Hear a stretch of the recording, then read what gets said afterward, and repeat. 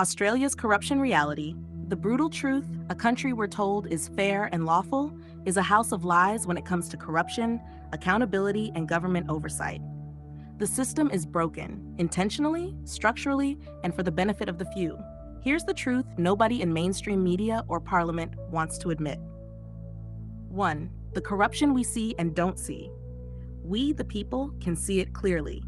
Contracts handed to mates, grants misused, taxpayer money wasted on crony deals, political donations shaping policy, all while ordinary Australians struggle to survive. But most of this never reaches the light of day. Media blackout.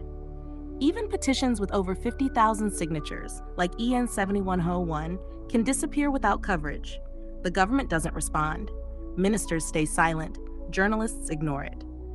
Petitions are ignored. The petition system exists so you feel heard, but only the safe ones ever get acknowledged. Anything threatening entrenched power, forgotten. Number 2, police. The facade of duty. Police are supposed to protect citizens. They have a duty of care. But ask them about corruption in government, and they shrug, not our jurisdiction. Go to ACCS Ombudsman. Why? Because the corruption they'd have to investigate often involves their colleagues or political masters. Investigating the people who control your job or funding is risky, so they pass the buck. Reality: police prioritize petty crimes, theft, and street-level law enforcement, while systemic corruption, the stuff that costs billions, thrives. That's the choice we've been given. 3. The anti-corruption agencies. The National Anti-Corruption Commission exists on paper. Yes, it can investigate corruption in high places, but it's new since July 2023 and underpowered. So far, it's only delivered a handful of mid-level convictions: rogue ATO staff, AFP misuse of cards, detention officers taking bribes. The big fish, politicians, corporate government deals, mega rorts, remain untouched. Public hearings are rare, secretive, and limited by scope. Cost over $260 million to taxpayers. Yet the tangible impact is minimal compared to the scale of corruption visible to anyone paying attention. It's a $260 million exercise in optics. Look, we're doing something while protecting the system. Number 4, why social media and grassroots action matter. If you want corruption exposed, you can't rely on official channels. TikTokers, independent media, and whistleblowers often reveal stories the government hides. They lack the legal authority to prosecute, but they apply public pressure, create outrage, and sometimes force minimal accountability. Even so, the reach of social media is still controlled by algorithms and platforms, and those in power know how to manipulate the narrative.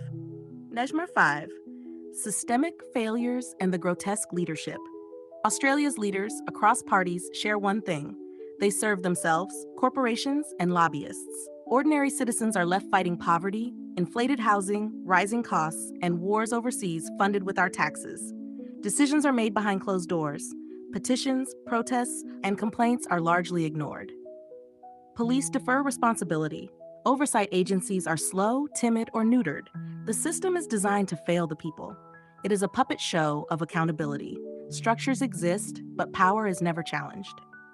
Number 6, citizen action, what we can do. Despite the barriers, ordinary people still have power. 1, petitions. Big petitions, 50,000 plus signatures, show mass support, even if ignored.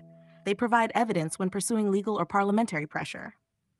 2, FOI requests. Citizens can request documents to expose decisions, directives, or hidden agendas.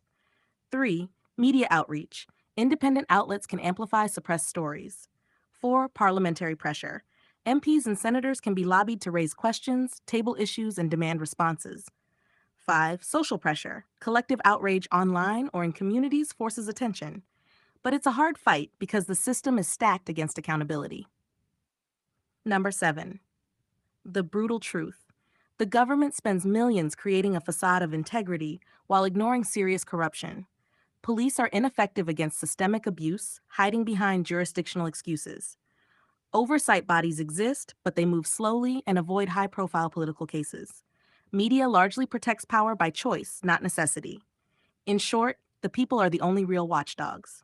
If we don't push, nothing changes.